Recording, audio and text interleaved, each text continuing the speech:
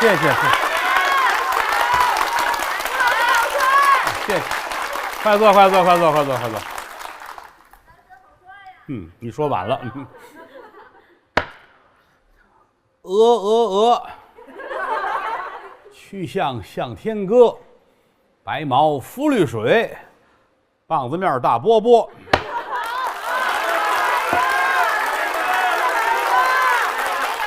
不来啦，不来啦！来一个，来一个！耶，是不是好开心？是。咱们应该开一档专门搭下茬的节目啊！每期结束都得动手算拉倒。谢谢各位吧，水平一般，能力有限，难为您各位这么捧，这么支持。你说你们是不是很糊涂？不是，我明白了。呵，有一个明白的啊。这个大哥会说话啊！得说呀，你再不说这行更没人干了。其实这玩意儿挺累，咱有什么说什么，唯独这个玩意儿，连喘气儿的功夫都没有。你说干别的都能歇会儿，有别人替你，唯独说书，我喘5分钟，这节目就干不下去了，很难，很难也得干呐。有这份情怀，打小学这个。很爱，下过功夫，得干啊！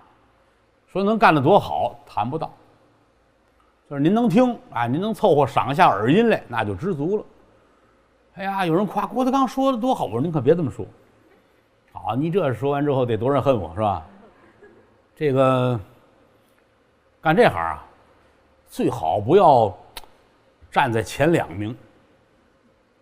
说相声、唱戏、说书，不要第1跟第2。啊，你从第3往后排安全啊，所以说呢，尽量排着第3往后，这是个诀窍。这只能说人老奸马老滑，因为干这行年头太多了，所以说干这行最大特点就是要琢磨人。你琢磨透了，你这书就明白了。为什么说人多大义多大，就在这儿。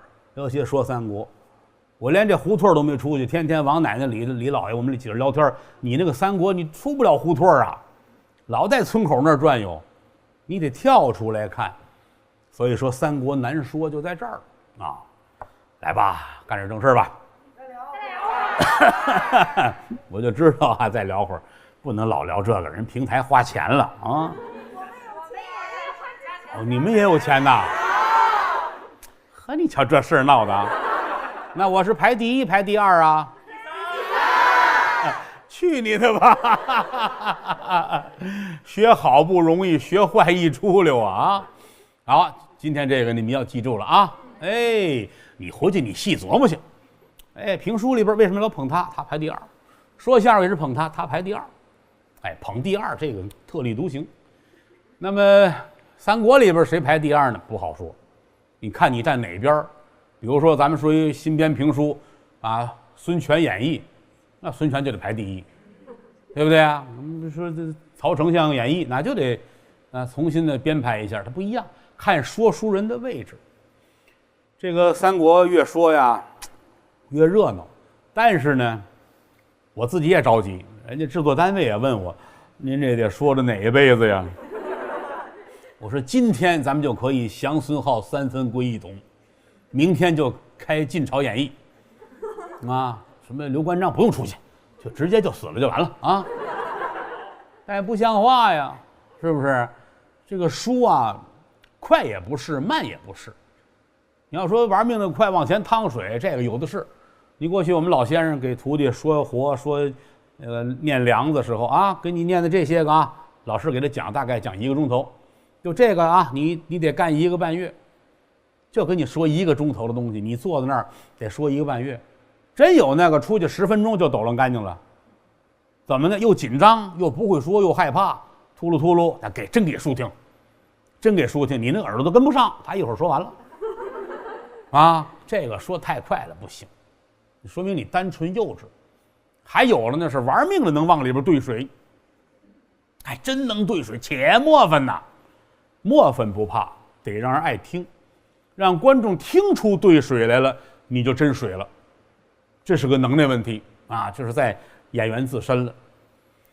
那么我既得顾及到书的本质，还要考虑到观众的口味，所以这个书确实说的是有点累啊，你们大伙儿忍耐一下吧，好吗？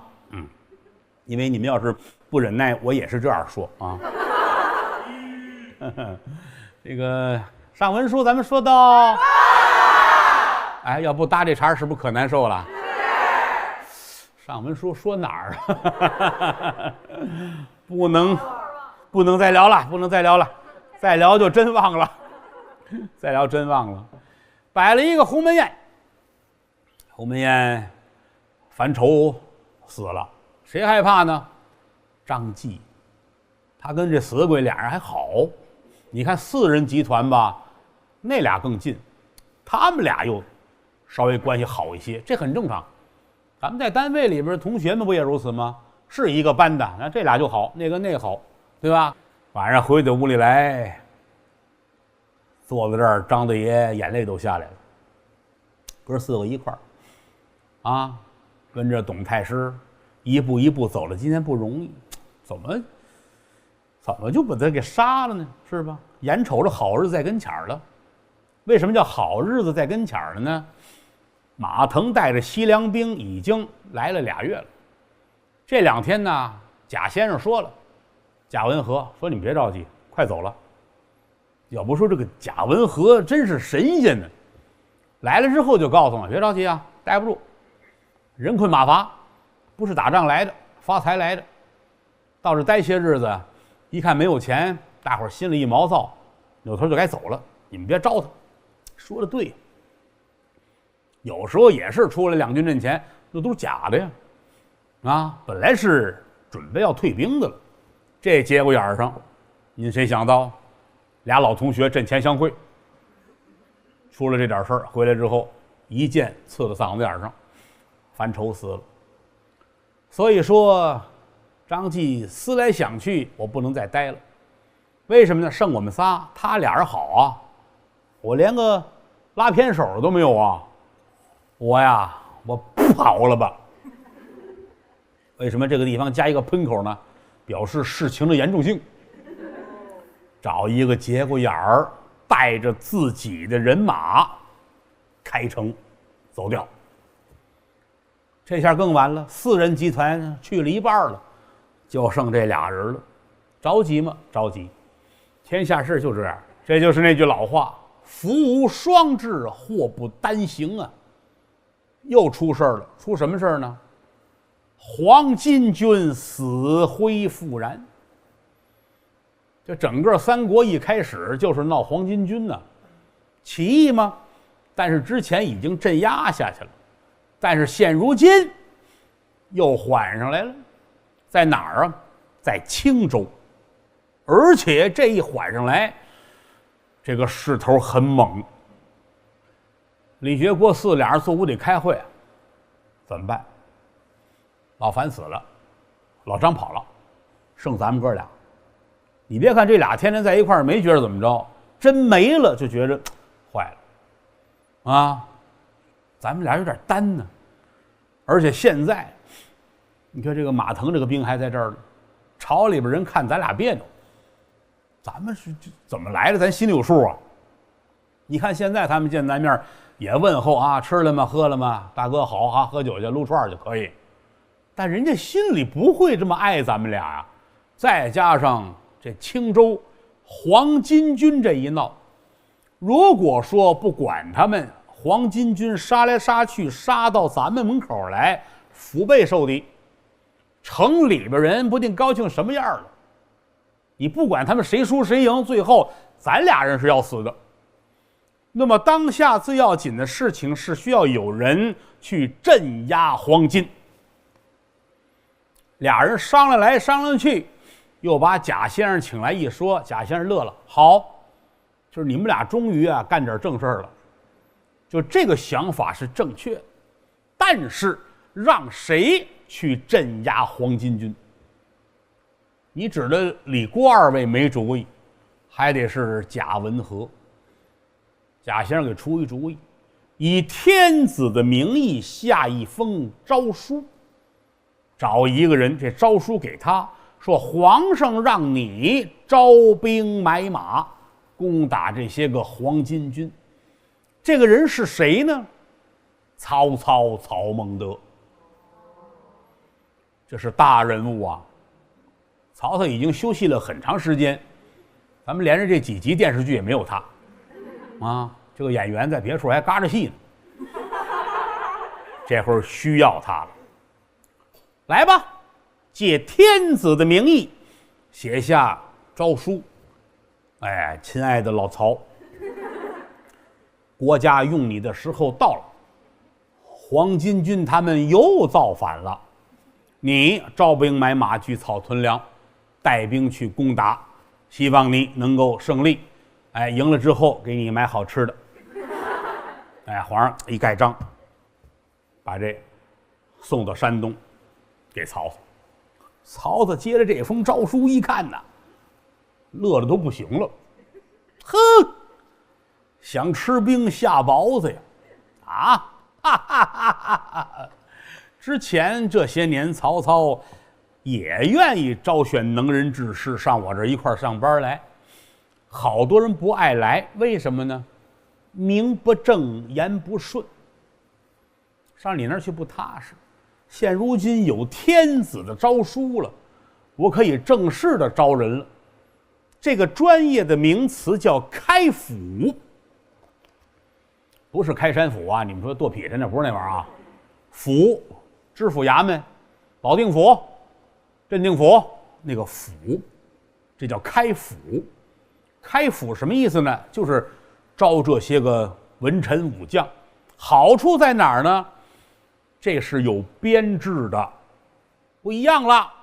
以前是来啊，给曹操帮忙，哥几个不错，来啊，咱们一块儿去打仗去，是那样。现在是国家命令来，您来了之后，你有编制，你是正经公务员了，师出有名。就这一下，天下文臣勇士纷至沓来。头一个能人，荀彧。不知道哪一位了解三国啊？说三国离不开荀彧。荀是哪个荀呢？上荀、下荀、中荀，上面加一草字头，姓荀的荀。四大名旦荀慧生先生就姓这个荀。哎，彧呢，或者的或啊，多了2撇儿。或不是1撇吗？哎，他这3撇儿啊。这俩字呢，有的白字先生容易给人念错了啊，拿起来看，嚯，苟活啊！那荀跟那个苟且的苟不差一点吗？短那横啊，人家叫荀彧啊，不是苟活啊。荀彧先生，他原来做过官，做官的时候，官也不是很大，给皇上看这个笔墨纸砚、印泥。皇上一说写作业了，他就开始了，就铺好了，来吧呢。他干这个了，但是后来觉着，在朝里边，尤其董卓这个状态，自己的志向也得不到发展，辞官不做了，不干了，一直在外边。他倒是也各处都去，袁绍那儿他也去过，待了些日子。袁绍很爱他，哎呀，荀先生太棒了啊！咱们好好的干，共图大业。但是他看来看去，觉着不灵。我跟他没有任何的发展，啊，我们不合脾气，找一茬就出来了。这回一听说曹操这儿有编制，这个行，去吧。到曹操这儿来，这一说来人了，曹操挺高兴，哪位呀？说荀彧先生。哦，好，高兴，快请，请进来，得聊天啊，得盘道啊，贵姓啊？哎，哪儿的人呢？多大岁数？属什么的？什么星座啊？这个师傅是谁呀？啊，你师爷是谁呀？你是哪支儿的啊？得过什么奖没有？有没有创作啊？哎，说的怎么样？唱一个我听听啊！哎，这儿完事之后，哎，曹操说：“好，我要你了啊！”就跟那个德云社招生一样啊，就把荀彧就留下了。留下之后，荀彧我给您推荐，哎，谁谁谁。好，叫来吧！这儿就赶紧发微信，快来！这一说，那儿又来人啦！来一位谁呀？郭嘉，郭奉孝。郭嘉这个人呢，能耐太大了，真的啊，也不知哪位爱看三国。郭嘉能耐大到什么程度呢？就是实在你们招不开我了，跟谁我都哎呀，你们不行啊，我不能跟你们在一块儿，所以20岁就隐居了，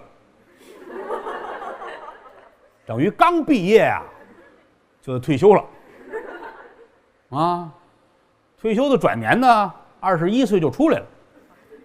出来之后也是这儿去那儿去，什么叫袁绍，什么也去看完之后，哎呀，不灵，不灵，这跟他们没有发展。哎，就这会儿功夫，荀彧的微信就来了，来吧，哎，曹孟德这儿需要人才，这儿来了，聊天吧。这一聊天，曹操的人格魅力打动了郭嘉。原文上，郭嘉有这么句话，说：“此真吾主也。”这才是我的主公呢。这么就留下来了。整个曹操跟前这些个谋士，到后来鼎盛时期，智囊团达数百人，曹操最爱的就是郭嘉。说什么听什么，就爱他。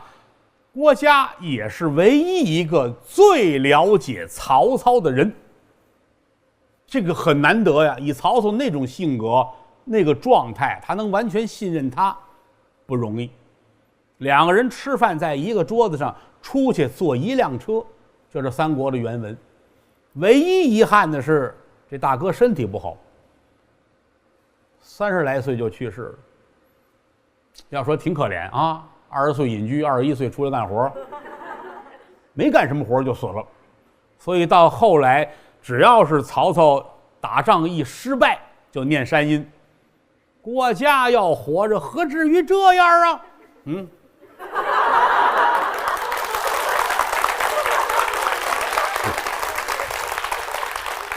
哎，这苍蝇是郭嘉变的。下回这棚里再来，我得带一苍蝇拍儿，啊，一边说一边我打苍蝇。这是郭嘉，啊，高兴啊！这会儿还不知道他30来岁就死呢，要知道不得上保险吗？真高兴，又来人啦！又来了，这都是串踢的，一个请一个。我还有一哥们儿呢，请来了，来老哥们儿，叫程昱，程咬金的程。玉呢，上面一个日啊，下边一个立。他早先呢，他叫程立，他不叫程昱。他后来做梦梦见自个儿啊爬泰山，托着太阳。他跟曹操一念叨，曹操说：“改个名啊，你那立上面加一日。”这么着改叫程昱，他是有这么一小典故。来了。但是这大哥岁数稍微大一点，出道的时候51岁。郭嘉死20年，他才出道。天下事难说的很呐。这个人什么特点呢？简单的说吧，有点冷血，有点冷血。有能耐吗？真有能耐。你看，比如说，你看到后文书，刘备、刘玄德失守徐州，投奔曹操。曹操就问跟前的谋士啊：“贝贝可来了。”这么说显得亲切啊。刘备来了，咱怎么办？是留着他，是杀了他？郭嘉就说了，不能杀，千万不能杀。为什么不能杀呢？这个人呐，太得民心了。咱要杀了他就坏了。哦，程昱呢？程昱告诉必须杀。那因为什么呢？因为他太得民心了。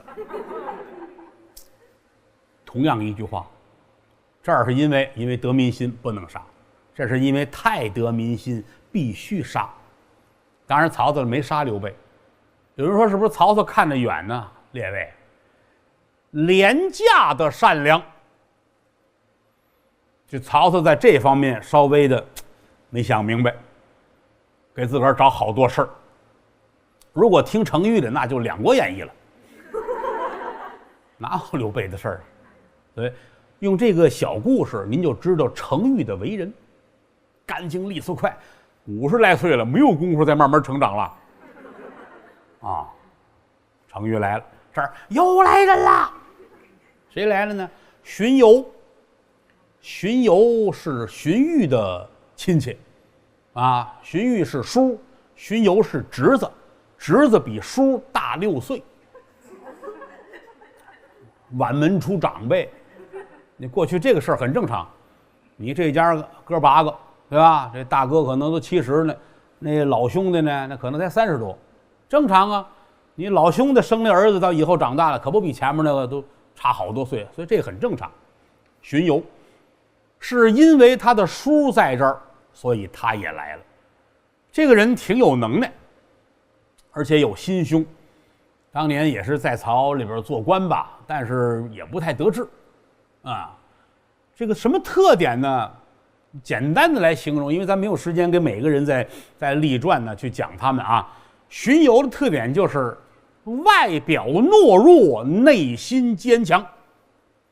8个字你就明白了，扮猪吃老虎。啊，你看他那样，哎，好像啊如何如何，你别惹他，他心里边主意多着呢。这是荀攸，又来了，又来了，老得来，当然不能都说呀，这谋士太多，捡重要的大概提几个，省得后文书说的时候您不知道是谁。又来一位，又请一高人来，这人叫刘烨，烨。不是那个啊，日华烨，叫刘烨。这位的出身很尊贵，汉室宗亲，姓刘啊。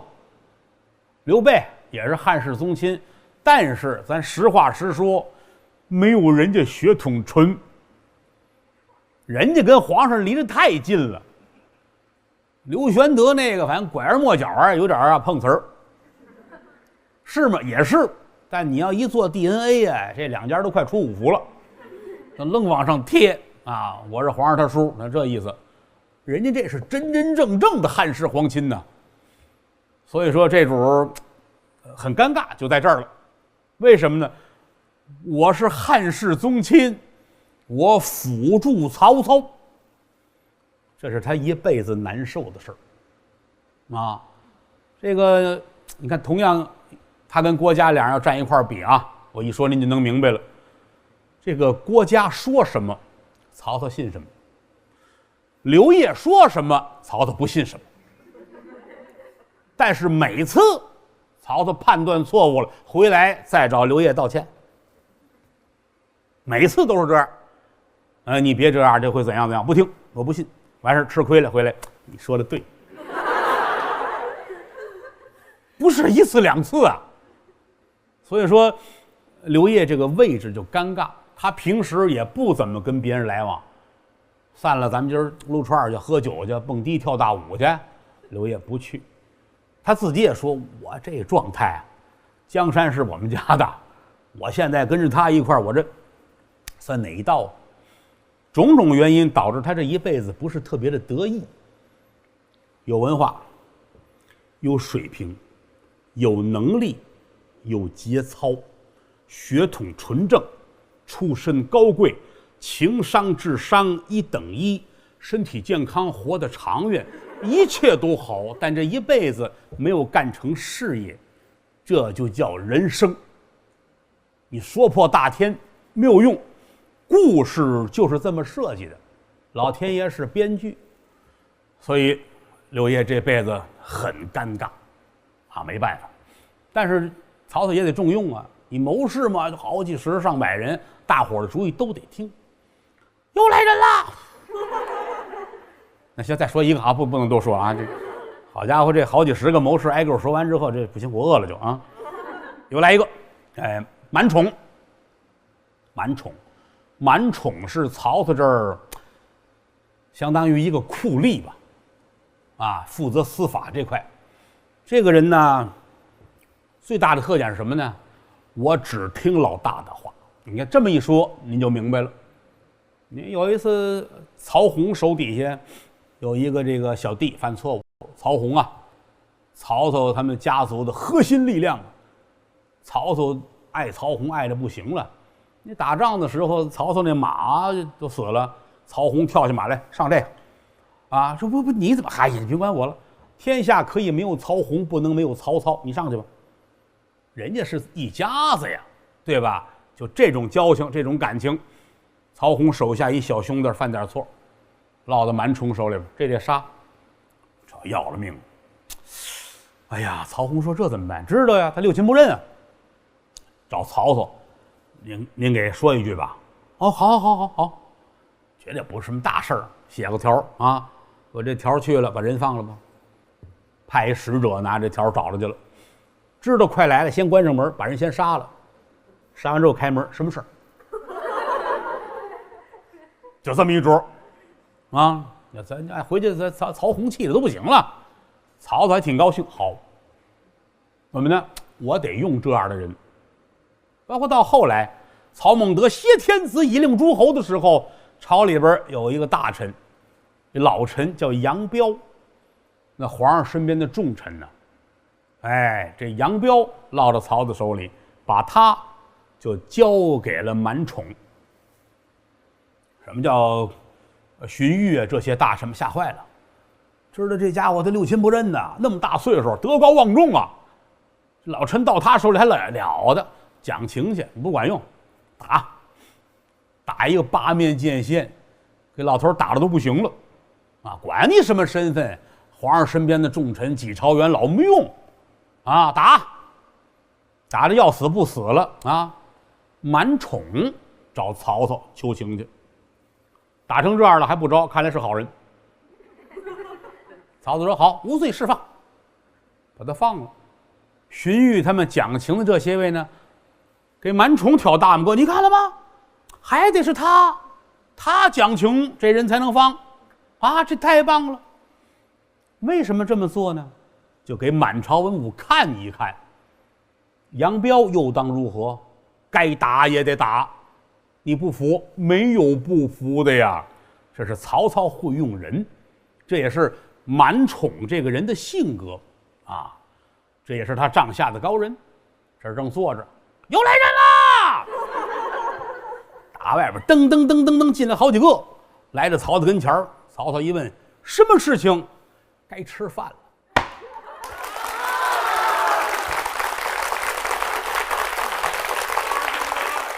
就赶紧写信，亲爱的爸爸，我现在混的可不来呆，请您带着我的母亲们到这里来。这个曹操跟陶谦这个矛盾是不可避免，只不过他爸爸的死，这是一个爆发点而已。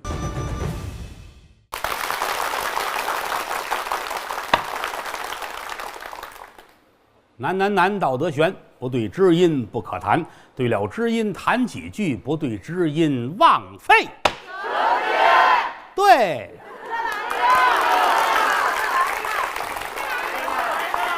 不来了，来一个，嘿，这挺好玩的啊，我也忘了谁台上先这么开始来的，后来德云社好多演员跟观众斗的时都这样啊，来一个，不来了，什么你上来你下来是吧？其实除了在东北演出，这个还挺好玩的。你上来又真上来了，挺好啊，就是喜欢说书啊。这个各位一高兴爱听，发自肺腑的就这么幸福，得遇知音啊。回去之后不用逮谁跟谁捧我啊，这样会让我骄傲的啊。你们也不要在网上肆无忌惮的赞美我啊，这样会遭恨的。现在这个网络也挺好玩的。你20年前那会儿也不知道什么叫上网，刚开始的他们念叨上网不上网的，那会儿见面还净问哈，你上网吗？还净问这个，可见那会儿多么的不普及。现在真是人人都会了，也挺好。这网络，我其实一直盼着网络能够实名制发帖，这不公平是吧？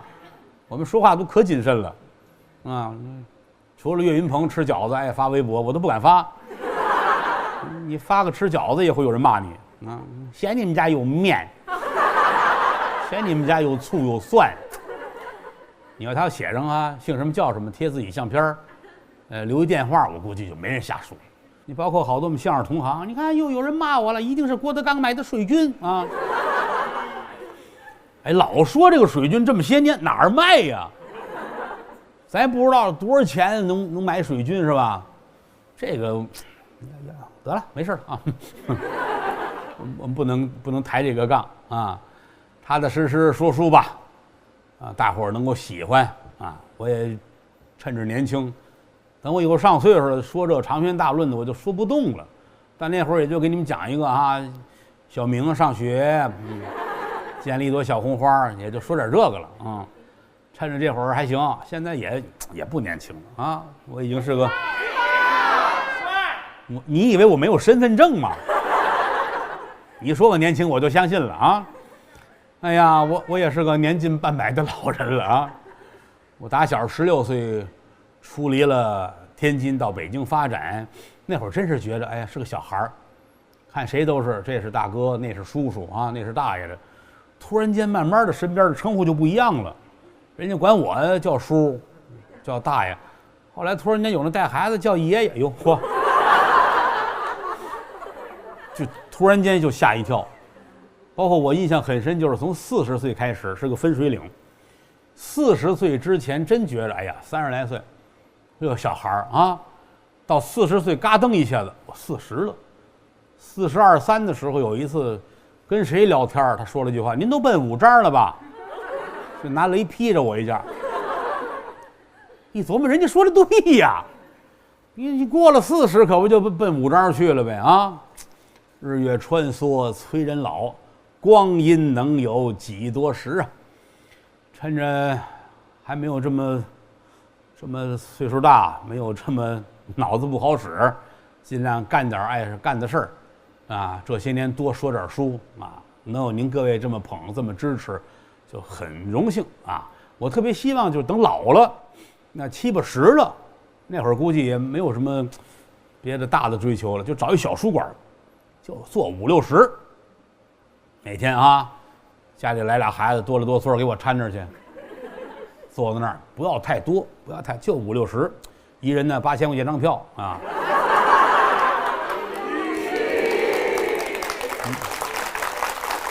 没有大的追求。没有大的追求，哎，买这票我卖年票，好吧？哎，30年算一回，先结账，好不好？完事你们就得盼着我好好活着啊，要不然不退钱。行了，闲话少说，干点正事儿吧。不能正事了，好家伙，曹村都来这么些人了啊！上文书咱们说到，你们有点太亏心了啊。这不刚说完时间不长吗？曹操招兵买马，聚草屯粮，时间不长，这个帐下谋士就得上100人，包括这个武将也得100出头，威风凛凛，杀气腾腾，威震在山东一带。可以了，这就这个日子过得不错，突然间就想起来了，我得给我父亲接来呀。老头这些年因为我担惊受怕，这儿跑那儿跑，我得接他上这儿来，跟我一块儿过日子。终于可以让我来孝顺我爹了。他爸爸叫曹嵩，住在哪儿呢？现在说这个地儿就是山东临沂。派人去接自己的父亲。咱先把这道说清楚了啊！曹操这会儿是在兖州，他爸爸呢是在临沂，派人去送信儿，让他爸爸来。这个路线是从临沂出来，路过徐州，然后到兖州。说书就是得这样，把事儿给人说清楚了，这儿就赶紧写信亲爱的爸爸，我现在混得可不来呆。手下好些个人跟我一块儿，咱家吃得饱穿得暖，要什么有什么。前些年儿子竟惹祸了，对不起您老人家，请您带着我的母亲们到这里来。怎么呢？这还不是咱跟人瞎编的。曹操他爸爸有几个小婆，有几个妾，啊，您带着来，家里的东西都不要了，哎，农具也扔了，水缸啊、磨呀都不要了，金银细软，您就上这儿来，享不尽的荣华富贵。派人去吧。路上没什么事儿，就来在了临沂，找着曹嵩，您少爷给您写的。老头一看，乐得都不行了，太好了呀！啊，听人说我儿子现在混整了，手下有人有马，这就成了啊！全家开会吧。这个还有一个曹操的弟弟，这弟弟叫曹德，道德的德，曹德。小德子啊，不像话，这像家里有一太监似的啊！来跟你说点事儿，你哥来信了，让咱走，收拾东西吧。啊，把这几个妇女也都请过来了。这个现如今咱家得搬家了，这回咱们算踏实了啊！收拾吧，高兴，大喜事儿啊！确实是金银细软值钱的东西，这走了就不回来了。这不是自个儿的家，跟这儿待着干嘛？以后跟着儿子混了，啊，待着吧。那么多少东西呢？宝物，所谓宝物就是细软值钱的东西，宝物按车算105车。他家有钱呢，他爸爸原来是做大官的呀，所以家有钱，105车。加上家里的亲戚呢，都算是一块走的，也100多人。又雇了点干活的，你推车也得有人呢。哎，反正浩浩荡荡几百人，都收拾好了，别的就不要了啊，露露、碾子都不要了，女人、狗带着啊，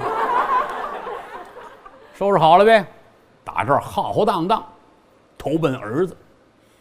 这头一站就到了徐州了。徐州这儿啊，有一个负责人，姓陶，叫陶谦。陶谦，陶公祖。您要看过京剧的话，您知道有一出京剧叫《三让徐州》，这主人公男一号就是陶谦，白胡子老头，这后来成为京剧严派的代表作。您是愿意听的话，您上网搜搜，很好听。他是这儿的负责人，掌管着徐州。那个徐州啊，不是现在您想象的这点儿一个徐州市，不是啊，它是半拉江苏啊，半拉山东，加上半拉安徽，那么大的地儿，它才是当年的徐州啊！啊，他是这儿的地方官，陶谦。早就有人给报信来了，这个曹大爷打在那儿过，曹操他的父亲和母亲们，全家100来口。带着100多辆车，还100多个推车的人，啊，怎么呢？那数得对呀，对吧？105辆车，42个推车的，一人推2辆，不像话呀！哎呀，从咱这儿过，哦，好，打开徐州城门，请进来，接进来呗。热烈啊！曹大爷辛苦了，听说您儿子混的可不来呆。有人说什么叫不来呆呀？不来呆现在很少听人说了啊，这北京土话啊。德云社后台像栾云平那种人物都是这可不来呆啊，其实就是不错的意思啊。您儿子混得挺好，进是快进来，快进来！哎呦，呼出都是，哎呦，嫂子弟妹，快来，让进来了。可以说照顾的不错，吃的喝的土特产啊，来请。陶谦天天陪着老头喝酒，多住些日子，啊，住2月再走。老曹说这不行啊，不是出来旅游啊，我得找我儿子去。你这份好心啊，我这儿都记着了啊，你放心。好，等见着您大少的时候，见着曹操，替我美言，啊，想着给我点个赞，哎，给我来个5星好评啊。反正大概是讨好这个意思呗啊。好好好，谢谢，叨扰了叨扰了。住了大概这么3、4天，住不下去，谁有那个闲心呢？全部的家眷，100多辆车的宝贝，对吧？住不下，得走。我谢谢您，咱们青山不倒，绿水长流，有的是机会，咱们还得再聚呢。好，好，好，派兵护送。他说：“您这没有军队跟着不踏实啊！派兵护送，我这有一大将叫张凯，啊，一个门，哎，门里边有一这个骑有的骑，啊，张凯，让张凯护送您，一直送到兖州。好，好，好，多谢多谢，张将军您多费心。哎呀，应该的，应该的。”张凯带着人护送着老曹家这搬家的队伍，由打徐州就出来了。走了大概这么2天，啊，往前走，突然间这天气下来了，乌云盖顶，眼瞅着雨就来了。哎呦，不行不行，好家伙，雨快来了！这都这么大岁数，这好家伙有男有女的，咱们找地儿避避雨吧。曹嵩说：“行，哪有这前不着村后不着店？不，这地儿我们熟，咱们紧走2步，前面啊，金龙寺有个庙。金龙寺，咱们上那儿吧。庙里边咱们住，天也快黑了，不行，跟庙里边咱们吃点喝点，歇会儿。明儿天亮雨也停了，咱们再走。好，好，好，赶紧，赶紧，赶紧！大伙儿就赶紧往这儿来，啊，倒是没多远，现在说20来分钟就到了。这早有兵丁过去，门打开了，把和尚叫起来，赶紧安顿着，车也推进来，盖好了扇布啊，把人请到里边来。老和尚沏茶，这准备着。说要给弄饭啊，张凯说：“你安排饭，这么些人，人太多了，庙里边满盘，我们爷儿几个和尚跟这儿，这么些人，那不要紧的，米面粮食都有没有？我们就得吃，这弄吧，弄点面，弄点什么，再打发人出去买点去啊，得够大伙儿吃的。吃完之后，完事该给钱给钱。好，好，好，好，准备饭吧，连老的再少的，大伙儿吃。吃完之后呢，各找各屋休息。”张凯呢，在一进门这儿有间屋子，跟这儿坐着，啊，把这刀搁在这儿，点着灯，沏了壶茶，坐在这儿，喝着。奉命保护，不能出错。100多口人呐，曹操的家眷，100多辆车呢，都是宝贝。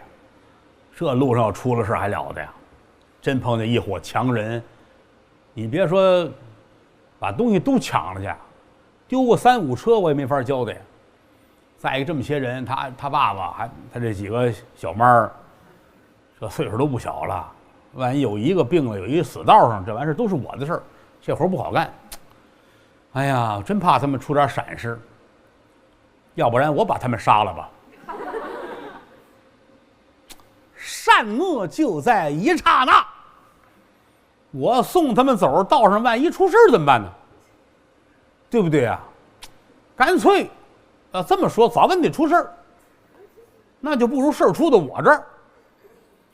要出到我这儿的话呢，这100多车宝贝就都是我的了。出事儿也值啊，别人把他们杀了，东西是人家的，我还得担责任。嗨，这事儿闹的，你看看啊，这是老天爷帮助我啊。那行了呗，喊自己的兵丁，行，别睡了，得了，开工了啊！叫大伙儿起来，把事一说，这帮兵是他的兵啊，对不对？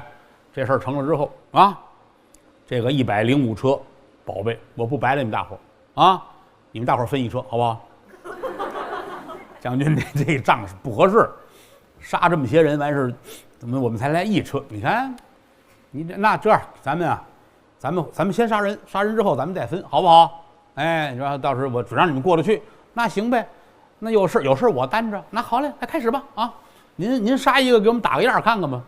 好嘞，拿着自个儿这家伙，因为他这个店呢不是分前后嘛，3进的院子，所有兵丁在前边，打2进进去是曹家人啊，来到这儿2层院子还锁着了啊，啪啪啪啪啪，一砸门，听里边有声音，曹德的声音，曹操的弟弟，谁呀？一听就都躺下了。哎，您开门。什么事情？送夜宵的。不饿，你看看吧。哎呦，就是躺下了啊。开门，门一开，一探头，什么好吃的？家伙进来了，噌一下子大动脉划破了。曹德摇摇头，不好吃。咣当一下子，死尸倒地。紧跟着门踹开了，这帮人呼啦超全进来了。这一乱，不就都起来了吗？见一个砍一个，见一个杀一个。这里边呢有俩人聪明，一个就是曹嵩，曹操的父亲。老头很灵活，他在朝里做官做这么多年，那个老头灵啊！你想当初说放曹之后，曹孟德跑回家，国家要饭呢，回家跟他爸一说，我准备造反，我要如何如何，他爸爸给他设计，怎么弄钱，怎么招人，咱怎么能躲过？他爸爸那个脑子很聪明，别看岁数大了，赶紧起来了。晚上跟他睡呢，是他最小的那个妾。三国里边都说这个老太太胖。倒霉这胖子身上了，俩人手拉手，由打这屋里出来，往后院就跑。按曹嵩的想法，翻墙上去。这个主意其实挺好。如果这小妈要是100斤，这事儿就成了。啊，她曾经100斤，她现在300斤，啊，往上推的那推得上去吗？咣当就掉下来了，摔下来嗷嗷直喊。曹嵩一瞧，我跑吧，拐个弯去，那边是厕所。曹嵩躲在厕所，这边过来，瞧瞧胖老太太，别叫，噗，一刀下去就不疼了啊，就死了。追着厕所，在厕所里边把曹嵩杀了。曹家100多口命丧金龙寺，100多车宝贝都让张凯弄走了。之后他们怎么分赃，咱不管。消息这一传出来，传到曹操这儿，哎呦一声，这人就背过气去了，灭门了呀！能不心疼吗？咣当就躺那儿了。左右这些人赶紧上前搀，捶打前胸，抹死后背呀，好半天才苏醒过来，嚎啕痛哭。有人说不是喜怒不形于世，那得分什么事儿啊？都灭门了还不让哭吗？嚎啕痛哭啊！曹孟德咬牙切齿啊，坐在那儿牙都咬碎了。我是必报此仇。那么说这仇怎么报呢？简单，我要扫荡徐州。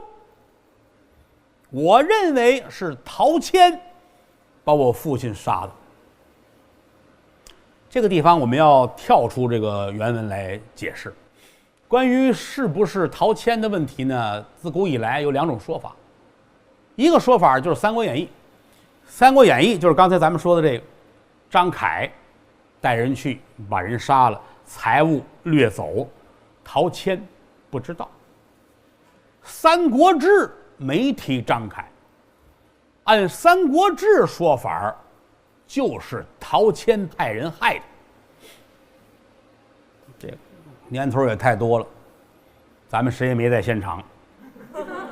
自古以来就是这么2种说法。《三国志》说这别废话，没有张凯的事儿，甭管张凯、李凯、赵凯，反正是陶谦派人送到道上，这人把他杀了，是陶谦的意思。所以这东西它就是个谜了啊。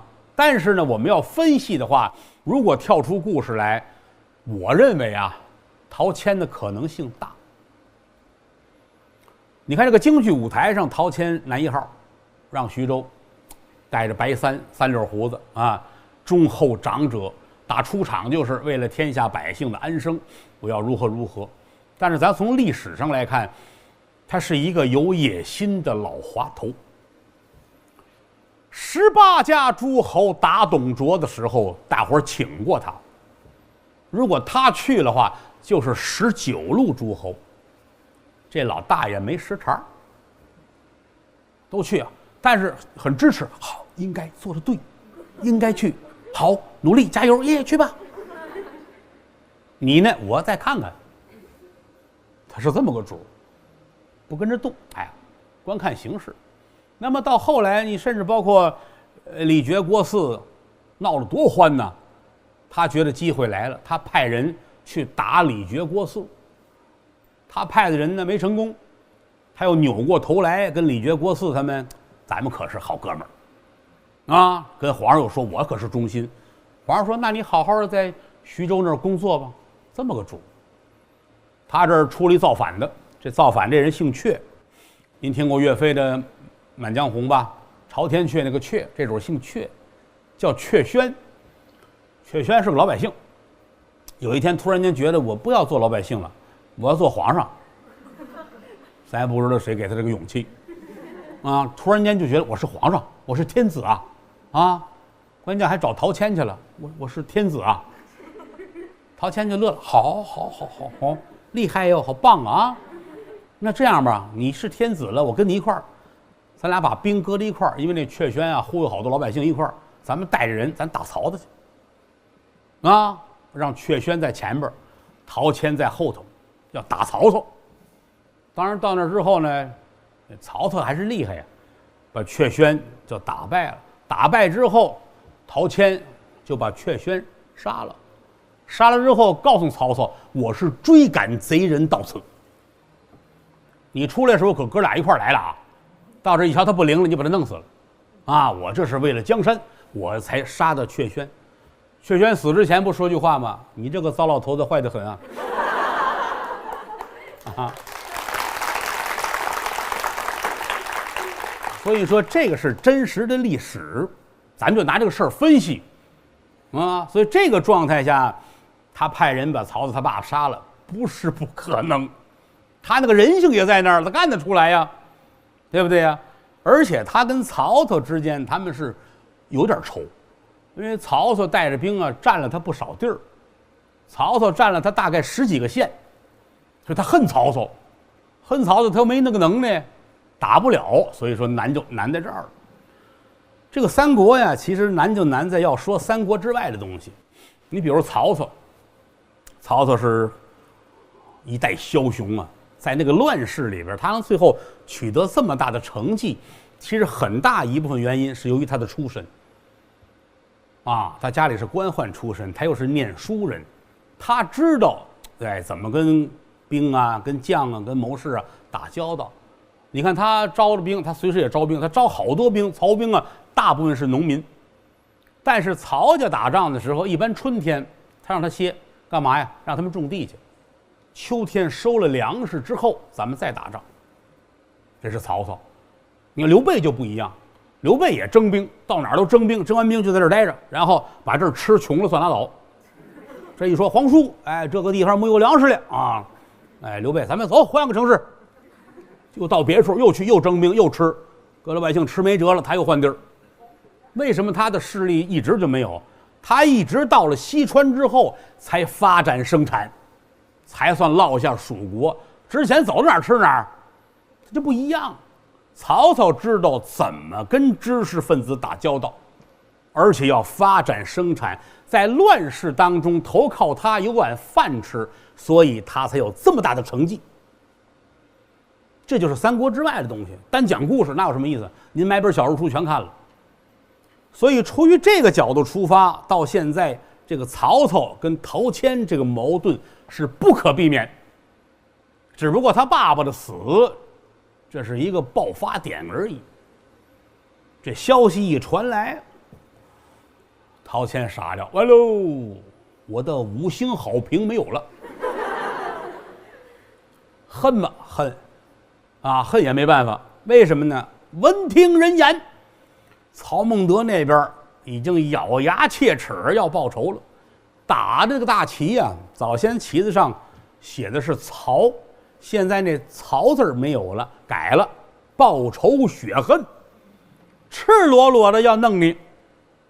而且派谁？派夏侯惇打前站，说这一路上连活的带死的都不能留这是什么意思呢？由打兖州出来奔徐州路上，是活人必须要杀掉，是坟头必须打开了，死尸挑出来晾着。三国有句原文：泗水为之而堵，那河里边的死尸啊，把水流都断了。刀兵四起，哎呀，就这一路就杀来了。陶谦坐在屋里边，这是真没辙了。就这种恐惧是解决不了的，为什么呢？那一直报着信儿呢，曹兵离此300里，报曹兵离此200里，曹兵50里，曹兵到了，怎么那么快？是这快呀？无人之境一般，谁拦着呀？这老曹家都杀红了眼了呀，这怎么办？说您上城楼瞧瞧去吧。哦，我看看吧。那么大岁数，本来身体就不好啊，站在城楼上面看，我的天爷呀！冰似冰山，江似江海啊，这都是啊！两旁边说是啊，不要气馁，别废话，说那没用啊。这可怎么办呢？啊，看看吧啊，看看吧。好家伙，大队人马就那旗子来回一摇晃啊，连太阳都挡住了。有打城楼上下来，陶谦都快走不动道了，两旁边人扶着他，回到议事厅，往这一坐，这脸上都没人色儿了。有人给倒了杯茶，您喝茶不用，去给我准备一个笸箩。笸箩都见过吧？哎，藤子编的那个笸箩，哎，大笸箩，准备一个笸箩，干什么用？哎，拿来吧。哎，功夫不大，有人来了，抬了一大笸箩，搁在地上。老头啊，解着衣服带儿，脱这外衣。大人，您干嘛？凉？您怎么着？别，外衣脱了啊，脱这内衣。大人，您要洗澡不能拿笸箩，得拿盆呐啊！不是啊，我准备啊，把我这外衣内衣宽了，躺在笸箩里，袒胸露腹，随带短刀一把。两军阵前，你们把我献给曹操，让他把我杀了，以报复仇，以保徐州安宁。这话说完之后，两旁边人眼泪快下来了，是很感动啊，但是哪能那样做呀？大人，您快穿，您快点穿上，来，穿，脑袋这边啊，穿上又坐在那儿，一瞧这眼泪都下来了啊，这可怎么办呢？徐州城不是光陶谦一个人，人家也有文臣武将，也有谋士。就在这儿坐着一位，将近40岁，穿一身蓝色的袍子，腰里系一个丝绦，四方大脸，啊，文质彬彬的啊，跟这儿坐着，半天没说话，这会儿站起来了。公祖大人，休得担惊，少要害怕。虽然他兵临城下，待我过得曹营，面见孟德，3言2语，我是让他退兵。